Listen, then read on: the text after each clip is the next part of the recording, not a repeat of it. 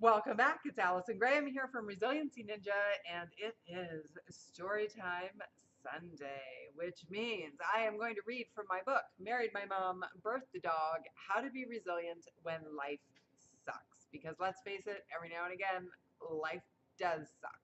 A lot of great times to go with it, but we got to know how to get through those tough times so we can bounce back even stronger and faster. So for Storytime Sunday, what will we read today? Let's go. We'll start at the beginning of a chapter. So all of the chapters in the book are essentially a story, something from my life in this journey that happened, the lesson that came out of it, and the tools I used, and then applying it to you, those tools. So how you can use those tools. That's the general framework. Oh, I love this. Okay.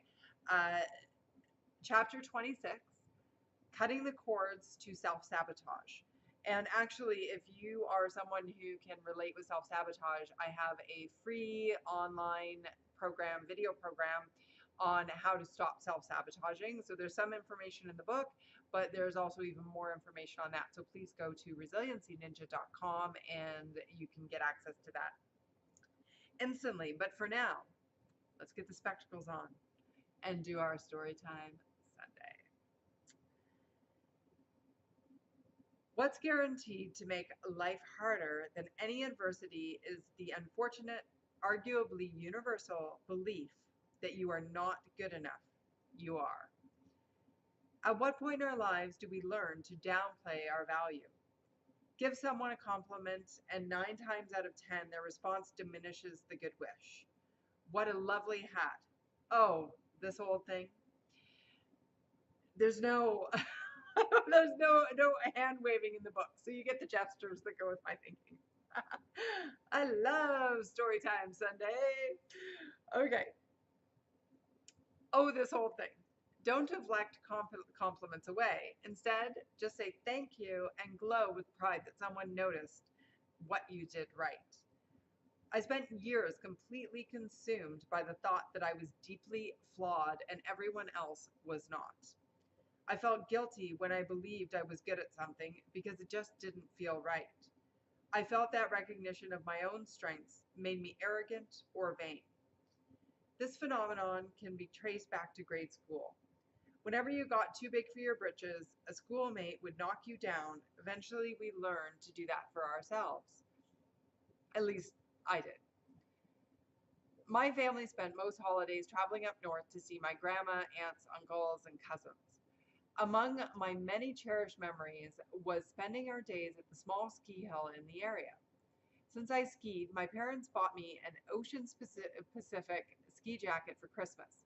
I absolutely loved it. Today, that means nothing, but when I was in grade 6, that was hip, especially for a small town kid who grew up around farmland with no ski hill in sight. It turns out that my designer jacket was too hip for some nasty school kids because I grabbed my coat for recess and I noticed a big hole had been cut out of the front left side. I spent the rest of the year and 2 ski seasons with a patch sewn on the front of my jacket. It was a constant reminder that when I had a little success, it would upset others so much that they would take scissors to cut away my enthusiasm. Ultimately, I started cutting myself down emotionally so I didn't have to go through the hurt of having someone else do it for me. As an adult, I can now look at this situation objectively. As a kid, it was devastating and just one experience that helped shape my habit of self sabotage. Well, that story was about inanimate, inanimate object.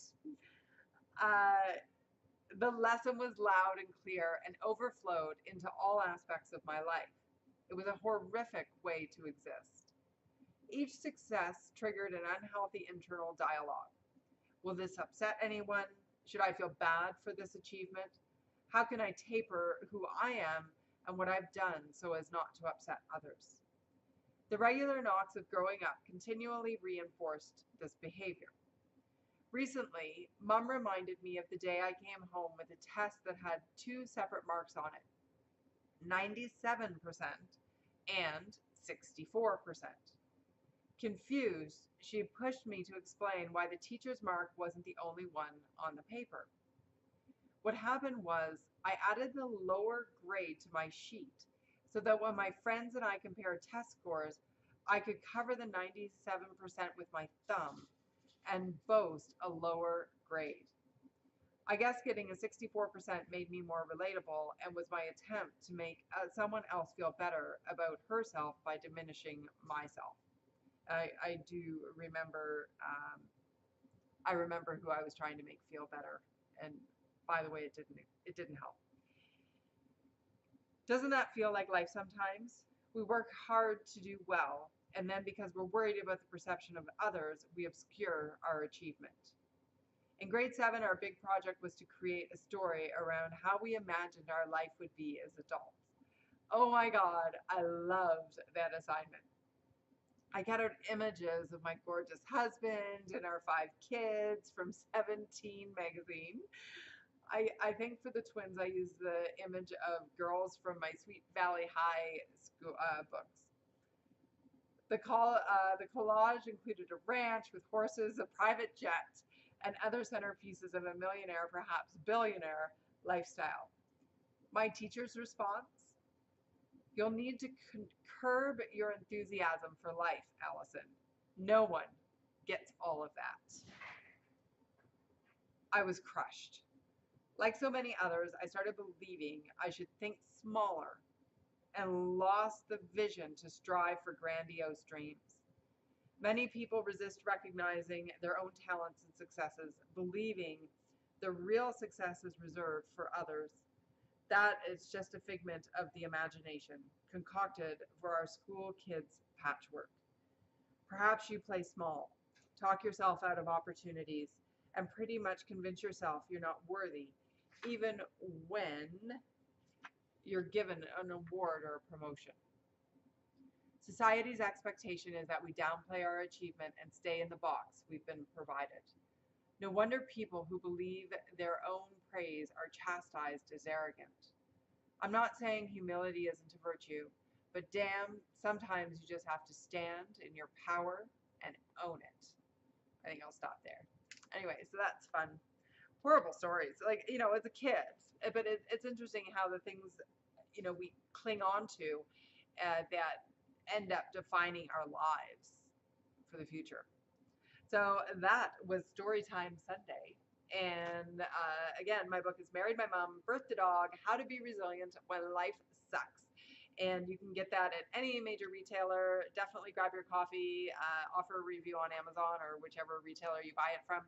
And please share it with other people who are going through tough times, because that's what it's here to do, is to help you figure out how to get through the tough times.